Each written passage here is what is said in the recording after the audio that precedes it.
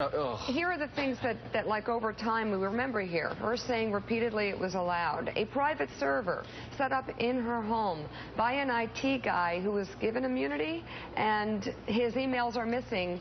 And she even joked when she was asked, and I think in a high school gym, you know, did you wipe the server? Meaning get rid of everything so no one can see it. And she joked about it being with the cloth. And I mean, I really don't want to be the one delivering this, but I got to tell you, this is really hard to believe. It feels like she's lying straight out. Andrea Mitchell, is she lying? I can't say that. I mean, I would let the viewer, I would let the voter make those determinations, but it doesn't hold up.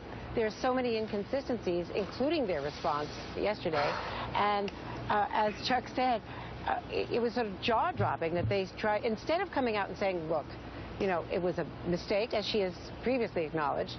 It was bad judgment, and we don't know whether or not it was hacked. We know that there were attempts to penetrate. There's no evidence in this report that that penetration, that actually happened, but you can't, you know, prove the negative. But they should have just come out, arguably, and said, this is a mess and we're going to try to move on. Instead, they're fighting it and coming out with a completely non-credible argument on her behalf. And it also makes her defensive, and it makes her run from reporters and not want to do interviews and not want to talk to, you know, people covering her events all day yesterday. So she's hunkered down now at a key point here. Yes, she's going to get the delegates, but the point is she wanted to win California. She wanted to end on a high.